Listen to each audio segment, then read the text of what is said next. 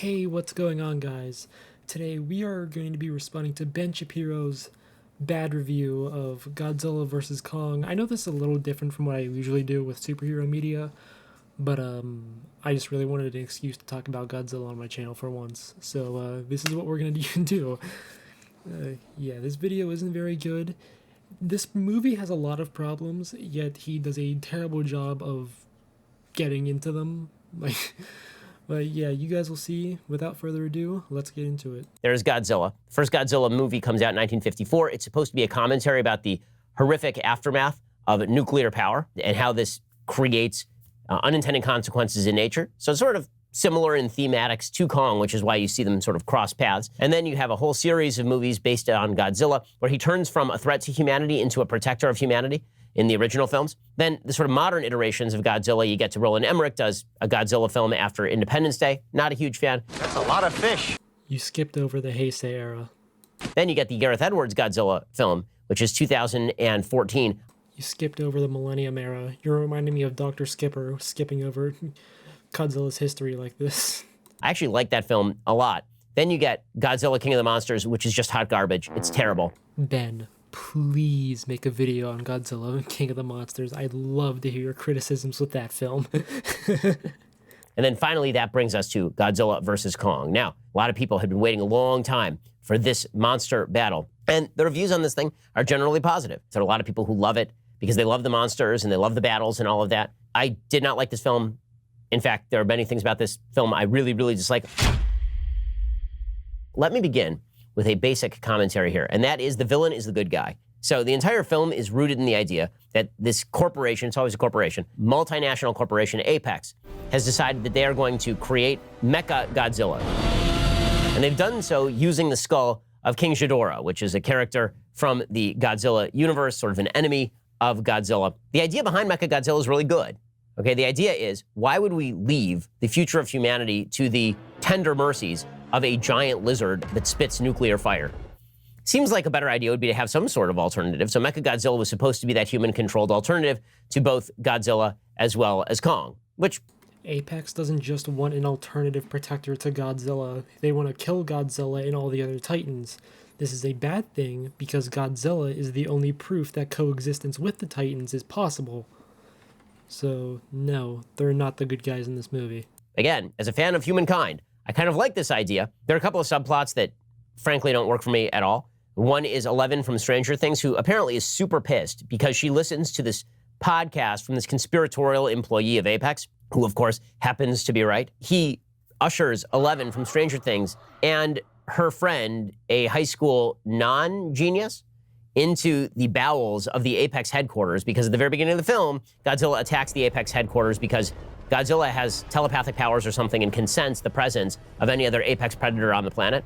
Godzilla is able to track down Mechagodzilla's parts because they are emitting an alpha call like we see in the movie. Godzilla hears this, and so he stops it. He senses Mechagodzilla, and he decides that he's going to go basically destroy an entire American city. And this seems like a pretty good reason why you might want, like, Mechagodzilla, right? Because Godzilla occasionally just destroys major cities. Godzilla doesn't destroy the city. He specifically targets the Apex facility, not the city itself. So Eleven is super pissed by this. The very concept that somebody could create a rival to Godzilla makes her unreasonably angry, which is a really weird take, a very weird take by Eleven from Stranger Things. Like, you have a lot of faith in a giant lizard with a lizard brain who is giant. She has faith in Godzilla because she witnessed Godzilla save both her and the entire world from King Ghidorah in King of the Monsters. You would know that if you watched the movie. Oddly enough, this sort of crosses streams with Batman versus Superman. The entire premise of Batman versus Superman is, how would humanity react if there actually were a god with the power to basically destroy everything, should there be checks and balances? Okay, well, my view, kind of there should be checks and balances. So, on the other side of the Earth, Apex decides, you know what, in order to power up Mechagodzilla so he can fight Godzilla, we need to find a source of energy that is only found in Hollow Earth. So Hollow Earth is a theory in the King Kong universe that there is a place within Earth, sort of like Middle Earth, but like in the middle of Earth. And the Hollow Earth has special, massive energy qualities. It's very sciencey. This really bothered me. Like, I know there are a lot of people who are like, suspend the disbelief. After all, it's a giant lizard fighting a 400-foot tall monkey. But at the same time, Like, I don't have to suspend my disbelief about everything, and you could have made that a little more realistic. So you're willing to accept that giant monsters who can literally fire blasts from their mouth exist in this universe, but not the Hollow Earth, which was set up the movie prior? Really? I know, realism. So it turns out that not only is Kong a giant monkey, Kong is also like Albert Einstein when it comes to energy sources. He's unbelievable at this stuff. Kong is able to lead them through Hollow Earth into that old cave where his ancestors were via genetic memory. The movie explains this. And they decide that they're going to remove him from this protected environment where Godzilla cannot sense him, and they're going to ship him off to Antarctica, which is the entry point to Hollow Earth. So he goes down there, he gets his giant axe. The reason that Kong needs the giant axe, obviously, is because if it were just Godzilla versus Kong, this battle is over like that. Godzilla has giant nuclear firepower coming from his mouth, and Kong is a giant monkey. So that is a battle that is over extremely quickly. So instead, they have to create a magical axe that comes directly from the Marvel universe so that the monkey can fight the giant lizard. I know, we're doing a full video on this, guys. The axe isn't magical. It's made out of one of Godzilla's ancestors' dorsal plates, which allows it to absorb Godzilla's atomic breath. So, no, it's not a magical axe. I know. Okay, meanwhile, Godzilla senses the presence of Mechagodzilla in Hong Kong. Mechagodzilla ends up being possessed when he is charged up by the ghost of King Ghidorah, which no one really understands how that worked. Ghidorah's consciousness is able to take over the neural interface because of the Hollow Earth energy they used. It is stated that they don't know how the energy will affect the mecha, and due to Walter not wanting to test it, they ran the risk, and the risk came back to bite them. So yeah, it's not unexplained. The Hollow Earth energy allowed Ghidorah's consciousness to take over the mecha. But it was weird. And now Mechagodzilla is bad. And Godzilla and Mechagodzilla have a massive fight. Now, the special effects are really cool. I mean, there's a point where Mechagodzilla, who by the way is awesome, like he has his detachable spikes that come out of his body and are missiles, and he has not only nuclear power in his mouth, but he also has nuclear power in his tail, and all this kind of stuff. And he does a Superman punch on Godzilla at one point, like jumps up and just clocks Godzilla in the face and knocks him into a building. They're knocking over entire cities, like full cities, and nobody at any point is like, man, I kind of feel bad for the millions of people who live in Hong Kong. You should at least be able to muster a little bit of sympathy for the fact that when they wreck an entire city, hundreds of thousands of people die in these mega monster battles. Monarch keeps tabs on the movements of Titans, especially Godzilla. So when Godzilla appeared in Hong Kong, they had the city evacuated. So no, as far as we are aware, nobody died.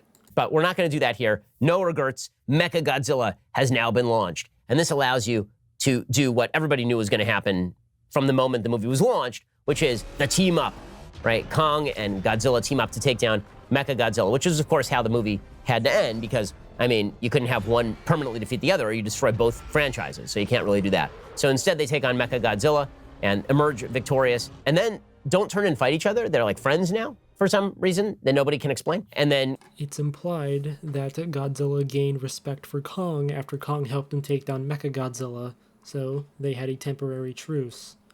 Not that hard to pick up on. Godzilla wanders off into the ocean, and Kong goes down to Hollow Earth, where he is home. Okay, so that is the plot. I have named for you many of the problems that I have with this film. Number one, it's in love with the CGI. The plot makes no sense.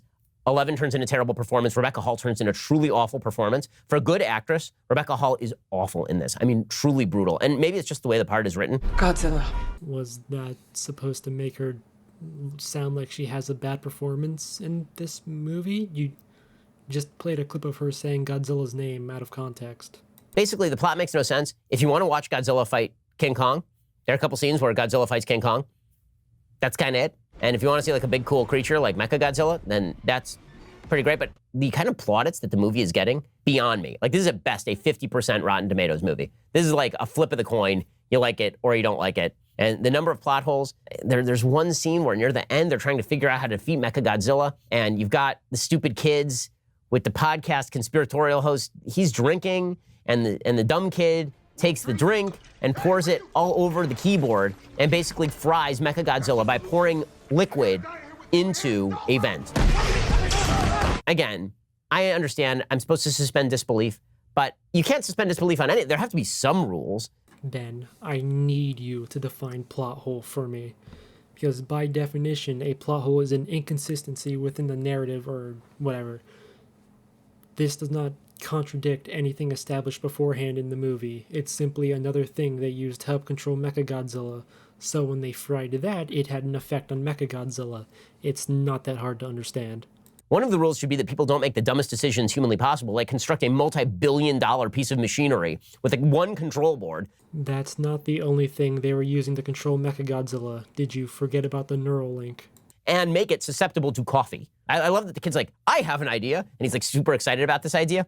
What would have been funny is if he did it and nothing happened, right? But they couldn't do that. But the kid has no skill set. 11 has no skill set other than apparently to be annoying and very much in favor of a giant lizard. I don't know, man. Couldn't get there.